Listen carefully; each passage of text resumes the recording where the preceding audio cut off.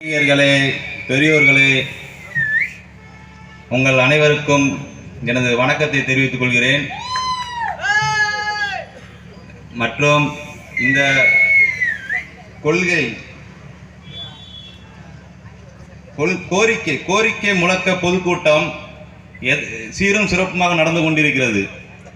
இதை எங்கள் தேவேந்திர வேலா எழுச்சி இயக்கத்தின் வீர போராளிகள், வீர பொறுப்பாளர்கள் அதை சிறப்பாக செய்து வழிநடத்திய முத்துவேல் வழக்கறிஞர் அவர்களுக்கும், கலைப்புலி ராஜா அவர்களுக்கும், மல்லை சுரேஷ் அவர்களுக்கும், மணத்தட்டை ஜீவா அவர்களுக்கும், கலைஞர் அவர்களுக்கும் எனது நன்றியை தெரிவித்துக் கொள்கிறேன்.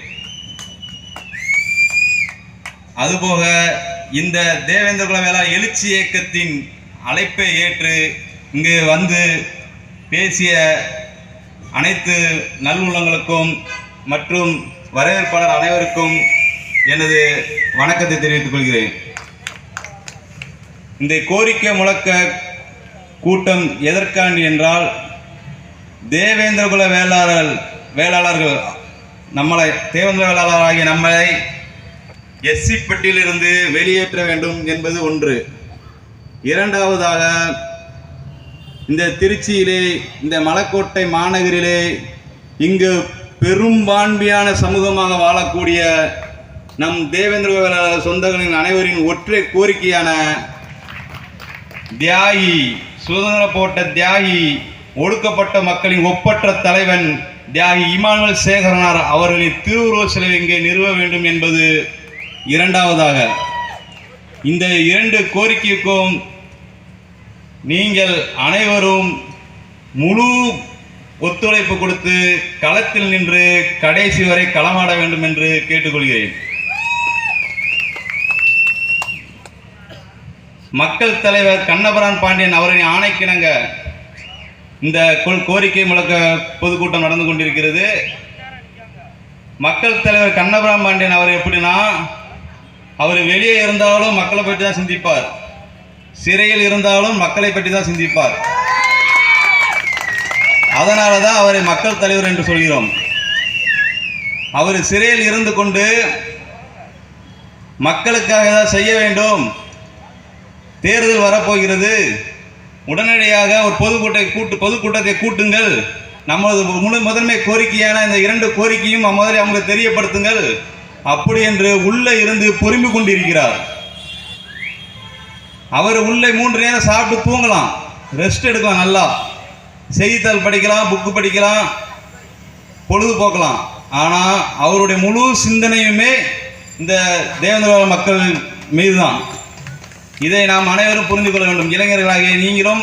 அதனால் இந்த தேவேந்திர எழுச்சி இயக்கத்தின் உறுதுணையோடு நீங்கள் அனைவரும் முழு மனதாக நாங்கள் எங்கெல்லாம் அழைக்கின்றோமோ அங்கெல்லாம் வந்து உங்களது ஒத்துழைப்பை கொடுக்க வேண்டும் என்று கேட்டுக்கொள்கிறேன். கடந்த மக்களவைத் தேர்தல்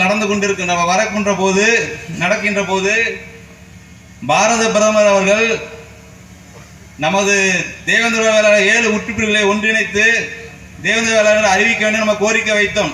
பல இயக்கங்கள், கட்சிகள் எல்லாம் போராடி, மக்கள் எல்லாம் ஒற்றுமைப்பட்டு போராடி அந்த கோரிக்கையை வென்றோம். அவங்களுக்கு அந்த மக்களவைத் தேர்தலில் நம்ம தேவேந்திர ஓட்டு தேவைப்பட்டது. ஆகையால் அந்த கோரிக்கை வெற்றி பெற்றது.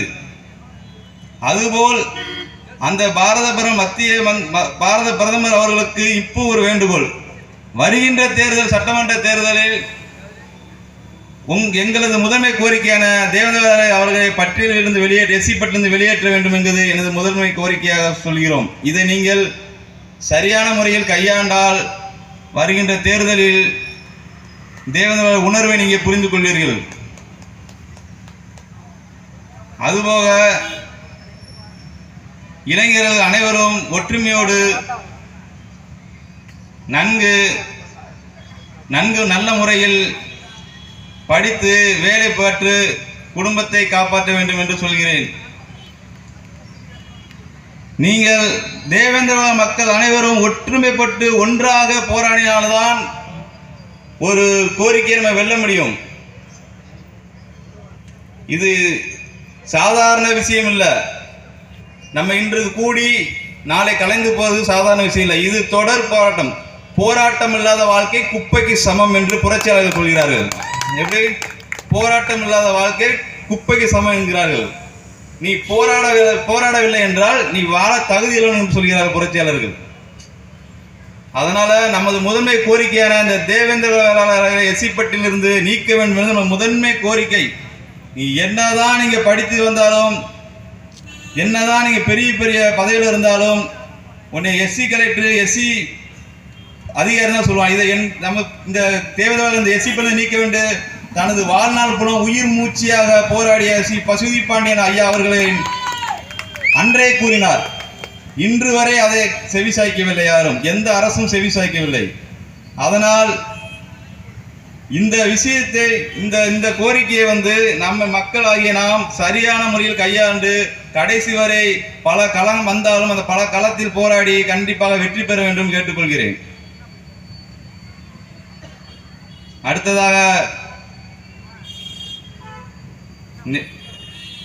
நீங்கள் அனைவரும் போகும்போது நல்ல முறையில் கடந்து செல்ல வேண்டும் என்று, நல்ல முறையில் பார்த்து கவனமாக வீட்டுக்கு செல்ல வேண்டும் என்று கேட்டுக்கொள்கிறேன். அதுபோக இங்கு பாதுகாப்பு பணியில் இருக்கக்கூடிய காவல்துறை அதிகாரி மற்றும் காவலர்கள் அவர்களுக்கும் உளவுத்துறை நபர்கள் அவர்களுக்கும் எனது இந்த நன்றியை தெரிவித்துக் கொள்கிறேன். நன்றி, வணக்கம்.